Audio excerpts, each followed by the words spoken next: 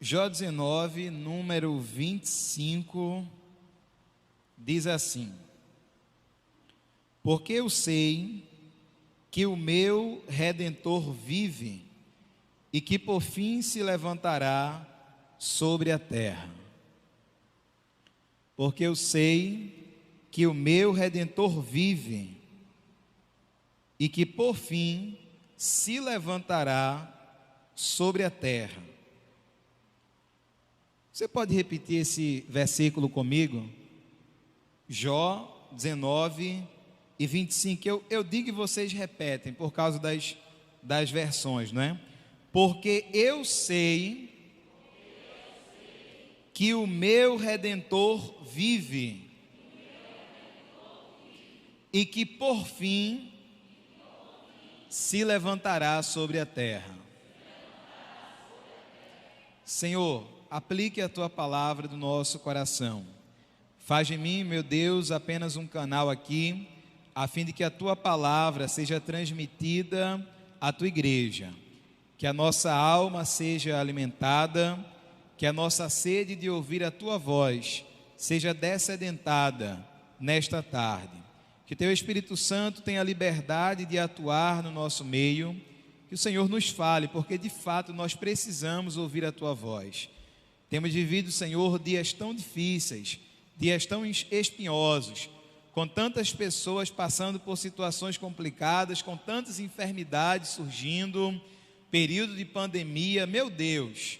Mas diante de todas essas coisas, que nós tenhamos a convicção que o teu servo Jó teve e afirmou aqui neste versículo, que tu estás vivo e que tu haverás de se levantar sobre a terra e dar solução, dar cabo àquilo que está afrontando, afligindo a nossa vida. Esteja conosco, Senhor, e aplique a tua palavra no nosso coração. Amém.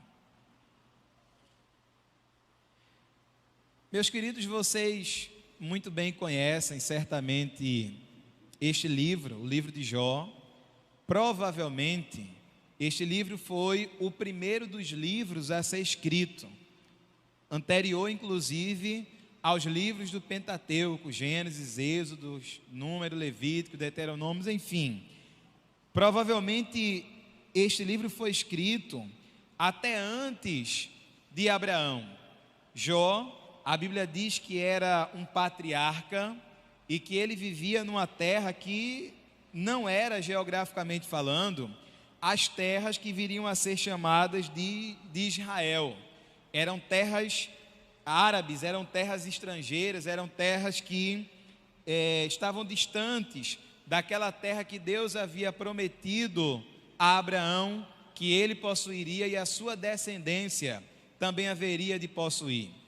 Existe essa visão de que de fato Jó teria sido uma pessoa deslocada dentro daquela esfera judaica, e é interessante nós notarmos logo no início do livro que Deus dá testemunho a respeito de Jó e diz que ele era um homem justo, um homem sincero, um homem íntegro, um homem que se desviava do mal. É interessante anunciar essa mensagem, e inclusive porque hoje o culto é dirigido pelo Ministério de Homens, não é? Para que nós reflitamos sobre a postura deste homem diante de Deus e diante dos seus amigos, diante dos acusadores, diante das pessoas da sua família, mas que não apenas os homens reflitam sobre esta palavra nesta noite, mas que todas as pessoas sejam impactadas pelo testemunho, pela mensagem, por aquilo que Jó representa hoje para toda a comunidade cristã. Deus deu testemunho a respeito de Jó, falando todas essas coisas positivas sobre ele. Mas mesmo Jó, sendo esse homem justo, reto, homem íntegro, homem que procurava se desviar do mal, um homem que fazia sacrifícios a Deus, que orava ao Senhor pela sua família, um homem que estava sempre procurando estar perto de Deus, mesmo ele sendo esta pessoa, ele sendo este homem, Jó passou por dores, Jó passou por sofrimentos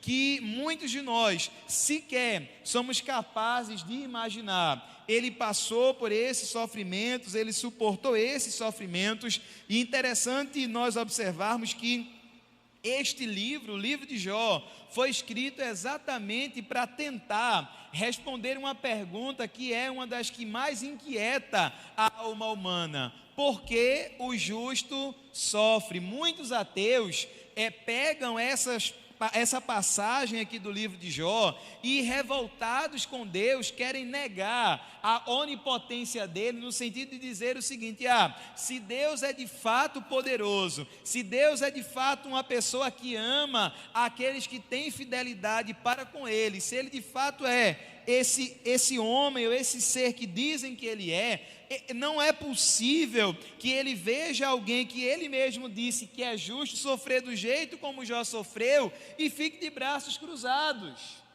Se ele de fato ama a Jó, ele tira Jó do sofrimento. Se ele ama a Jó, ele não permite que o sofrimento venha até ele. Se ele ama a Jó, quando Jó, na sua justiça, clama a ele, o que ele tem que fazer? Vir para socorrer o seu servo. E não é isso que ele faz, a princípio.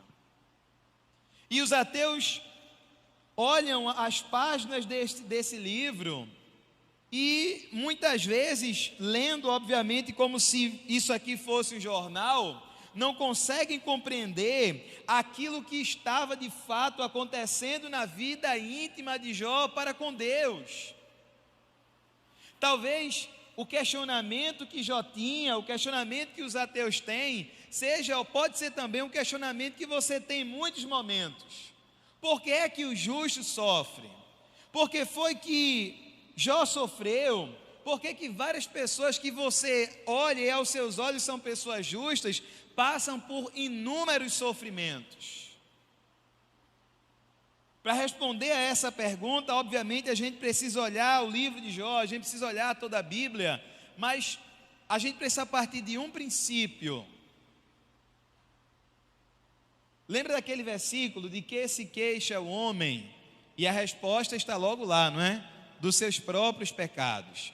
Se Jó fosse totalmente puro, ele não deveria sofrer. Assim como Adão, antes do pecado, não sofria. Mas depois que o pecado entrou no mundo, não existe de fato um que seja perfeito. E aquele que é justo e que Deus diz sobre ele que ele é justo, o que é que Deus está dizendo? Que ele busca a justiça, que ele busca a santificação, que ele busca se aproximar de Deus. Se a gente olhar para a vida de Jó e olhar para a vida de Jesus, nós vamos observar que ambos sofreram muito. Jó era pecador, Jesus era perfeito e mesmo sendo perfeito, passou pelo sofrimento. Por que passou pelo sofrimento? Ele não precisava sofrer, ele não precisava passar pelo sofrimento, mas ele resolveu tomar a forma de homem, se fazer semelhante a nós, para que pudesse ser o nosso Redentor. Jó, de uma maneira profética, estava afirmando a respeito de Jesus, quando ele disse que sabia que o Redentor dele vivia e que por fim se levantaria sobre a terra.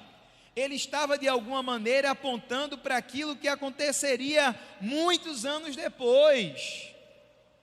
A encarnação de Cristo, o Verbo de Deus que se fez carne, que habitou entre os homens. Para que isso tudo aconteceu? Para que Ele fosse de fato o nosso Redentor, para que Ele fosse de fato o nosso remidor. Quando a gente olha para Jó, ele era uma pessoa próspera. Jó tinha muitos bois, muitas ovelhas, muitos camelos, enfim, a sua fazenda era grande. Mas ele foi perdendo tudo aquilo que tinha. Os sabeus vieram sobre os bois de Jó e levaram os bois de Jó para eles. O fogo desceu do céu e consumiu as ovelhas de Jó. Os caldeus deram sobre os camelos de Jó e tomaram os camelos de Jó para si. Os filhos de Jó estavam se confraternizando na casa de um deles, do primogênito, e o que foi que aconteceu? Enquanto eles estavam lá fazendo uma festa, veio uma ventania, um vendaval e abalou as estruturas do lugar onde eles estavam, de maneira que houve um desmoronamento, a casa desabou sobre eles e eles morreram. E diante dessas circunstâncias, Jó fez o quê? Se levantou, rasgou as suas vestes, se lançou nas cinzas e disse assim: nu saí do ventre da minha mãe, e nu tornarei para lá. O Senhor deu, o Senhor tomou. Bendito seja o nome do Senhor. E em todas essas coisas não pecou Jó, nem atribuiu a Deus culpa alguma. Essa atitude de Jó é bela, é sapiencial, como o livro de Jó é uma ação de inteligência, de sabedoria, é colocar Deus sobre todas as coisas e sobre todo mundo. Foi isso que Jó fez. E quando a gente observa todo o livro de Jó, parece que é um livro cheio de paradoxos, é um livro cheio de contradições. Porque o mesmo Jó que nesse momento se lança na terra e diz esse tipo de coisa, durante todo o livro, ele vai em determinados momentos atribuindo a Deus culpa, murmurando contra o Senhor. O mesmo Jó que disse essas palavras, estava orando num dia e dizendo assim: olha, dá-me a entender onde foi que eu errei, como se ele fosse de fato perfeito e não tivesse errado em coisa alguma. Mas esse mesmo Jó, que, entre aspas, inquiria a Deus e perguntando em que era que ele tinha errado, como fez no capítulo 6 e no versículo 24, ele disse assim: olha, trema eu perante uma grande multidão, o desprezo da família me apavore, que eu me cale e não saia da porta. Jó 31, 34. O mesmo Jó que disse assim: olha, Deus se colocou como meu inimigo, Deus é o meu inimigo, Ele tem se colocado como adversário contra mim. Jó falou isso no 19, aqui no verso 11. Este mesmo Jó disse no verso 12, no capítulo 12, no verso 15: ainda que ele me mate, nele eu esperarei. Então as angústias da alma de Jó fazia com que em determinados momentos ele de fato quisesse atribuir a Deus alguma culpa, como se Deus de fato fosse o seu adversário. E Deus nunca se coloca como adversário dos seres humanos. O adversário de Deus é o inimigo, é Satanás, e Deus é o adversário de Satanás. Jó estava passando por todas essas coisas, mas claro, havia um propósito. Entenda, todas as coisas que nós passamos nessa vida, há um propósito para que nós passemos por ela. Eu estava aqui na quarta-feira de manhã e compartilhando uma palavra com os irmãos que estavam presentes, e lembrei, e quero também fazer alusão a essa história. Talvez vocês conheçam a história de um determinado homem que estava observando um casulo, e ele observa uma determinada abertura no casulo, e ele percebe que dentro do casulo tem uma borboletazinha que está fazendo esforço para se livrar daquele invólucro e obviamente poder voar. E ele percebe que a borboleta vai se esforçando e não consegue sair de dentro do casulo. Depois o coração dele obviamente é afetado, ele pega uma tesoura e ele rompe aquele casulo. A borboleta que estava lá dentro consegue sair com muita facilidade daquele casulo, mas diferente do que o homem esperava, ela não voa, ela não consegue voar, não consegue alçar voo e cai no chão. Na verdade, o que o homem não sabia era que aquele esforço da borboleta para sair de dentro do casulo era necessário para que os fluidos estivessem no seu corpo e nas suas asas, de maneira que quando de fato ela tivesse forças para se libertar daquele invólucro, ela conseguisse sair dele e voar. Ou seja, ela precisava passar por aquele processo, ela precisava passar por aquele momento de dificuldade, e o homem não conseguiu suportar aquela situação, foi lá e rompeu o casulo. Quando você está sofrendo, o desejo de Deus é igualzinho o desejo desse homem. Ele quer pegar uma tesoura, romper o casulo e quer que você voe, mas ele sabe que se romper o casulo, você será condenado a uma vida de raquitismo, você não conseguirá voar. É por isso que existe o sofrimento na sua vida, porque o sofrimento te aproxima de Deus, o sofrimento faz você orar um pouco mais, o sofrimento faz você se lançar na presença de Deus, reconhecendo a sua pequenez e o quanto Ele é grande. O sofrimento faz com que você perceba o quanto você precisa de Deus. É por isso que Ele permite que o justo sofra. Todo mundo sofre, e o justo vai sofrer também. Faz parte da vida, faz parte do processo. Somos pecadores e precisamos, obviamente, de alguma maneira romper esses limites e crescer, alçar voo, voar. Só que para que isso aconteça, é necessário passar pelo processo, é necessário passar pelas dificuldades, é necessário passar pela faculdade de Deus, chamada deserto, chamada tempestade, chamada sofrimento. Por que Jó sofria? Por que Jó sofreu? Pelo mesmo motivo pelo qual você sofre. Primeiro, porque Jó era pecador, você também é pecador e por isso vai sofrer. E segundo, o sofrimento é uma maneira que Deus encontra de fazer com que você possa crescer, de maneira que você diga, assim como Jó disse lá no final do seu livro, no capítulo 42 e no verso 2: bem sei eu que tudo podes e nenhum dos teus pensamentos podem ser impedidos. Nesse mesmo inteirinho, Jó disse assim: olha, antes eu conhecia Deus, mas eu conhecia só de ouvir falar. Hoje não, os meus olhos veem a sua face, eu conheço mais de perto. Por quê? Porque ele passou o processo, ele passou pelo sofrimento. Isso faz a gente crescer na presença de Deus e na presença dos homens. Bendito é o nome de Jesus.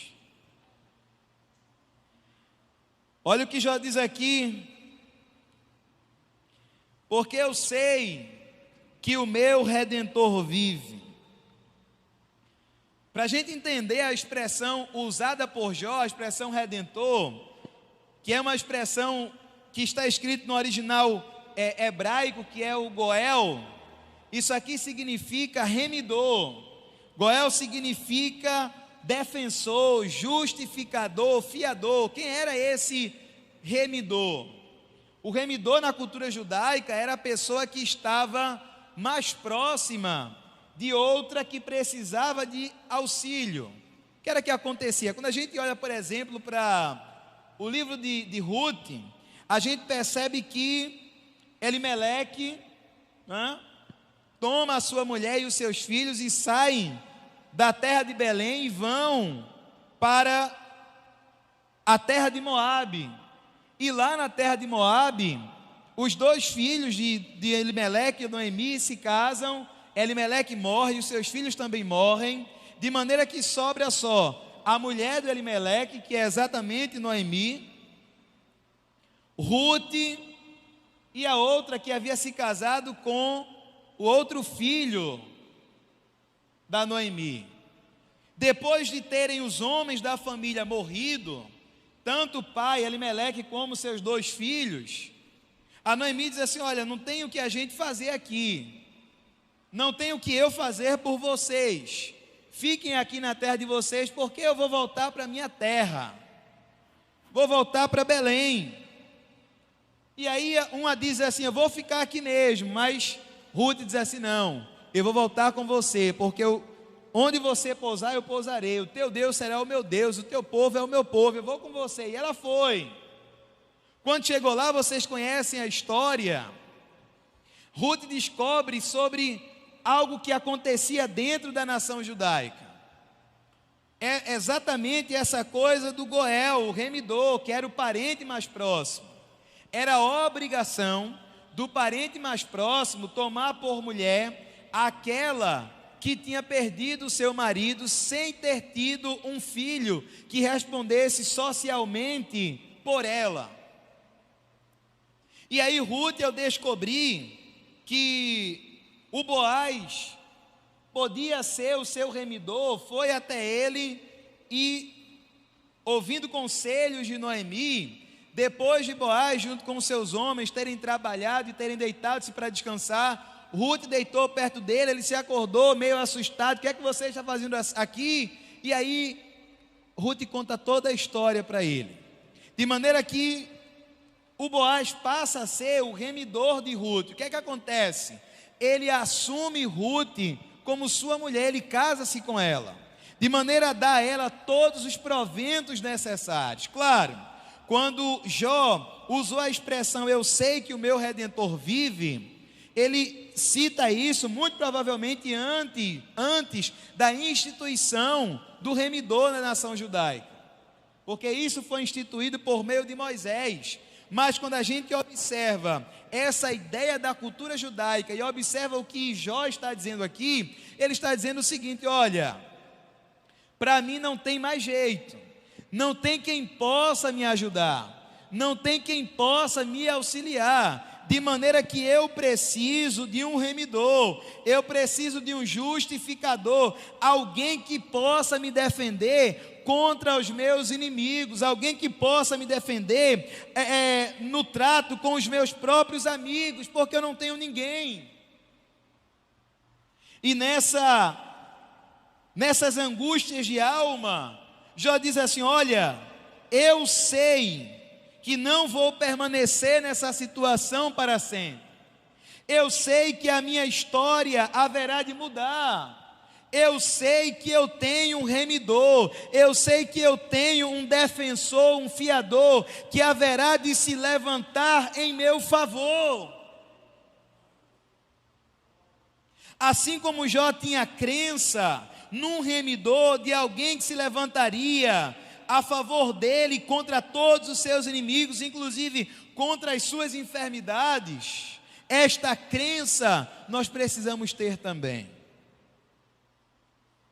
Jó, de uma maneira profética, estava apontando aqui também para Cristo, que haveria de ser o remidor de todos aqueles que atentassem para ele. Foi Ruth que foi em busca de Boaz, era Jó que estava aqui indo em busca do seu remidor, procurando aquele que pudesse redimi-lo, que pudesse justificá-lo. E ele diz aqui: eu sei que esse remidor haverá de se levantar por fim e agirá por mim. Muitas vezes nós passamos por situações da nossa vida de desespero e a gente imagina que chegou o fim. Mas nesses momentos a gente não pode esquecer que nós temos um remidor, que nós temos alguém que intercede por nós, que nós temos alguém que advoga as nossas causas e que de alguma maneira se põe como árbitro para a nossa vida. Nós temos um advogado junto ao Pai e ele se chama Jesus Cristo. É isso que está escrito em 1 João, no capítulo 2 e no versículo 1, diz assim: caros filhinhos, estas palavras vos escrevo para que não pequeis. Se entretanto alguém pecar, temos um advogado junto ao Pai, Jesus Cristo, o justo. É exatamente Jesus Cristo que nos redime. É exatamente Jesus Cristo que se colocou por fiador das nossas culpas. O castigo que deveria vir finalmente sobre nós, caiu sobre ele na cruz do Calvário, de maneira que, assim como disse em Isaías no capítulo 53, pelas suas pisaduras nós fomos sarados. É por causa de Cristo, que é o nosso Redentor, que é o nosso fiador, que nós vamos ter a oportunidade de desfrutar a eternidade em paz, em tranquilidade no céu que Ele mesmo preparou para nós. Em 2 Coríntios, no capítulo 5, no versículo 18, está escrito assim: tudo isso provém de Deus, que nos reconciliou consigo mesmo, por intermédio de Cristo, e nos outorgou o ministério da reconciliação. O que é isso aqui? Redenção. Nós só alcançamos isso por causa de Cristo. É Ele que nos redime das nossas iniquidades. O apóstolo Paulo, escrevendo a Tito, no capítulo 12, no versículo 14, disse: o qual se deu a si mesmo por nós, para nos remir de todas as nossas iniquidades.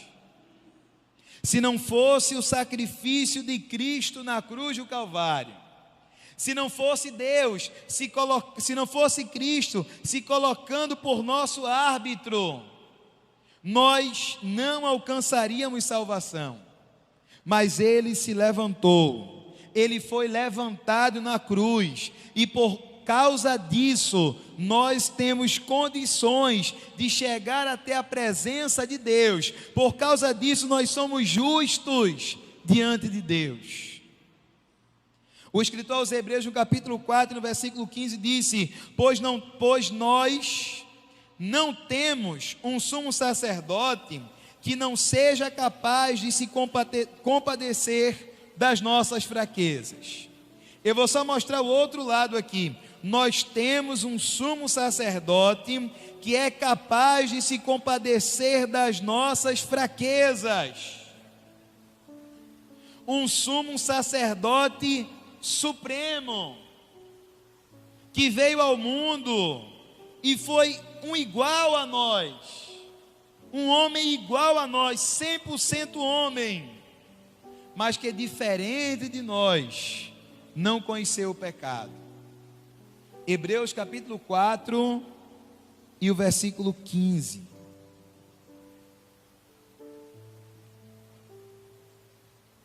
Deus veio ao mundo, se fez carne, e por causa disso, colocou-se como sendo o nosso remidor. Jó precisava de um redentor, Jó precisava de um remidor, alguém que resolvesse o problema dele, que o defendesse nas suas angústias, e ele tinha fé que isso aconteceria, e a fé dele era tão grande que no versículo 26 ele diz assim: e depois de consumir da minha carne, ainda depois de consumir da minha pele, ainda em minha carne verei a Deus, vê-lo-ei por mim mesmo, e os meus olhos e não outros o verão. Por isso meu coração se consome dentro de mim. Jó tinha uma crença firme de que ele seria justificado ainda em vida, e isso aconteceu. A fé de Jó foi honrada, e Deus deu, como diz a Bíblia, a Jó em dobro de tudo aquilo que ele antes possuía. Em Jó no 42, no verso 10, diz assim: e o Senhor virou o cativeiro de Jó quando orava pelos seus amigos, quando orava por aqueles que o criticavam.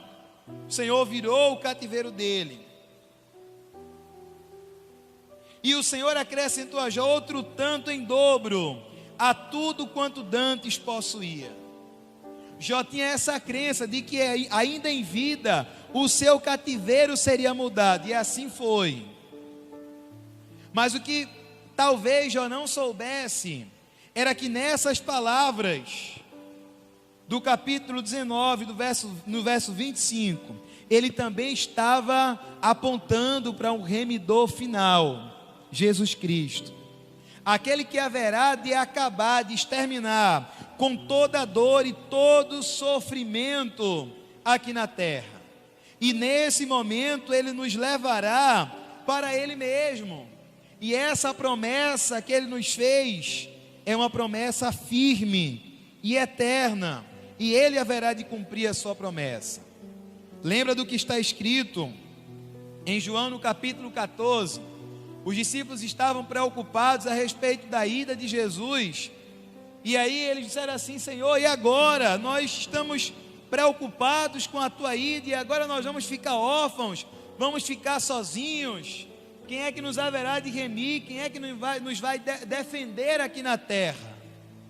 E Jesus disse assim: olha, eu estou indo para o Pai, mas na casa do meu Pai há muitas moradas. Se não tivesse, eu iria e prepararia morada para vocês, para que onde eu estiver, estejais vós também. A promessa de Jesus que veio àqueles homens é uma promessa que vale para nós também.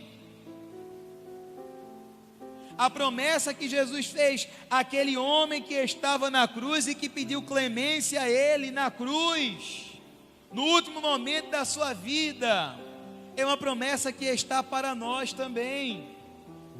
O ladrão da cruz disse assim: lembra-te de mim quando entrares no paraíso. Ou seja, eu estou morrendo aqui, mas eu preciso de um redentor. Jesus disse assim: hoje mesmo tu estarás comigo no paraíso. Em 1 Coríntios, no capítulo 2, no versículo 9, está escrito: olho nenhum viu, ouvido nenhum ouviu, mente nenhuma imaginou o que Deus preparou para aqueles que o amam. Deus preparou o céu para nós. Só Ele, só o sacrifício dele nos garantiria a salvação eterna, nos remiria dos nossos pecados, nos faria ser de fato nova criatura. Foi isso que ele fez. Tornou-se o nosso fiador, nos justificou diante de Deus, atuou como sumo sacerdote, religando a humanidade com Deus. E por causa disso, nós desfrutaremos o céu que está preparado para nós. Não podemos perder em nenhum momento da vida a fé, a crença no nosso Redentor, no nosso Remidor, Jesus Cristo, o justo. Você que está aqui presente nesta noite e que ouviu essa palavra e que entendeu que o único que é capaz de ser o teu Redentor, de te remir de todos os pecados, de atuar como teu defensor, para que no final dos teus dias você não seja lançado no lago de fogo ardente, no inferno. Você que ouviu esta palavra e que está em casa, e que Deus através desta palavra falou ao teu coração, não adianta você buscar por si mesmo remissão, redenção. Só Jesus pode te redimir. Só Ele é o teu Goel, só Ele é aquele que vai atuar como teu fiador durante a tua vida e no dia da tua morte. Eu quero perguntar aos que estão presentes e àqueles que estão em casa, que podem enviar uma mensagem, se você deseja aceitar a Cristo como seu Salvador. Na verdade é Ele que te aceita nesta noite, e Ele diz assim: vinde como estás. Se você deseja, a partir de hoje, ter este encontro com Cristo e passar a servir a Ele, levanta uma das tuas mãos, porque a igreja do Senhor quer orar por você, quer orar pela sua vida. Se você está em casa e ouviu também esta palavra e deseja aceitar a Cristo como teu Salvador, você pode neste momento enviar uma mensagem, porque nós vamos ler a tua mensagem, vamos também orar por você. Jesus Cristo é o único que religa Deus e o homem é pecador, e por ser pecador, a única coisa que ele tem direito é a morte e a condenação eterna. Mas Jesus Cristo veio ao mundo, encarnou, morreu e é hoje o nosso remidor, o nosso redentor, o nosso justo juiz, aquele que nos legará o céu. Alguém? Se há alguém aqui, levanta a sua mão. Se há alguém em casa, pode mandar uma mensagem. Se não tem, nós vamos orar. Eu peço que os irmãos se coloquem em pé, seguindo a recomendação que me foi dada. Eu vou orar para encerrar este culto. Pai, no nome de Jesus, nós te somos gratos, Senhor. Somos gratos por termos estado aqui na tua casa, na tua presença. Somos gratos, Senhor Jesus Cristo, por todos esses servos que se fizeram presentes aqui nesta tarde e noite. Jesus Cristo, agora nós vamos para os nossos lares, ou resolver algumas questões, ou lanchar, quem sabe, e nós pedimos a tua proteção. Senhor, que essa palavra que foi pregada aqui seja, Senhor Jesus Cristo, alimento para a nossa vida durante essa semana. Que diante do dedo inimigo, que diante das acusações, nós tenhamos sempre em mente que nós não somos perfeitos, mas que o Senhor nos redime, nos lava, nos limpa de todos os nossos pecados. E que o Senhor nos enxerga como justos, não porque nós somos perfeitos, mas porque nós temos dia a dia buscado a perfeição e temos lutado essa luta, essa guerra que nos leva até o céu, que nos levará até a tua presença. Obrigado por ser o nosso Deus e por ter nos dado a honra de estarmos aqui para te louvar. Obrigado por ser o nosso Senhor, por guiar os nossos passos, e faz isso, Senhor, durante esta semana e para o resto da nossa vida, em nome de Jesus, amém.